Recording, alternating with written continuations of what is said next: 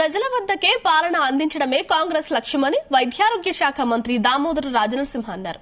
ఆరోగ్యశ్రీ పథకం డబ్బులను 5 లక్షల నుండి 10 లక్షలకు పెంచుతున్నట్లు తెలిపారు. ఆందోళ్ జోగిపేట మున్సిపాలిటీ పరిధిలోని 17, 18 వార్డుల్లో నిర్వహించిన ప్రజాపాలన కార్యక్రమంలో మంత్రి పాల్గొన్నారు.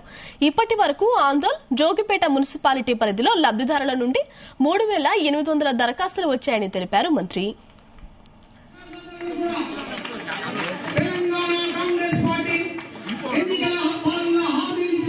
ఇళ్ల స్థలాలు, ఇండ్లు, రైతు భరోసా, చేయూతనంటే పెన్షన్లు.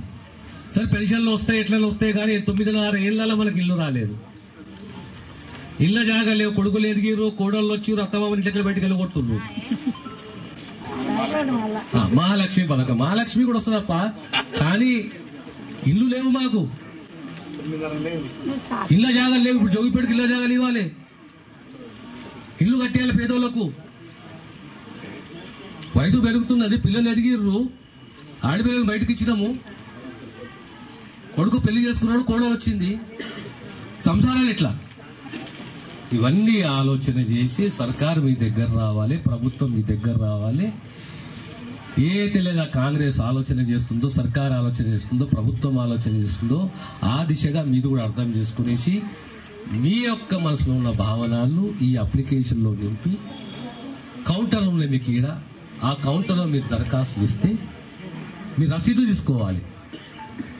ఈ అన్ని దరఖాస్తులు, అప్లికేషన్లు కూడా అన్ని ప్రభుత్వము తీక్షణంగా పరిశీలించి అర్హత ఉన్న లబ్ధిదారునికి ఖచ్చితంగా న్యాయం చేయాలి.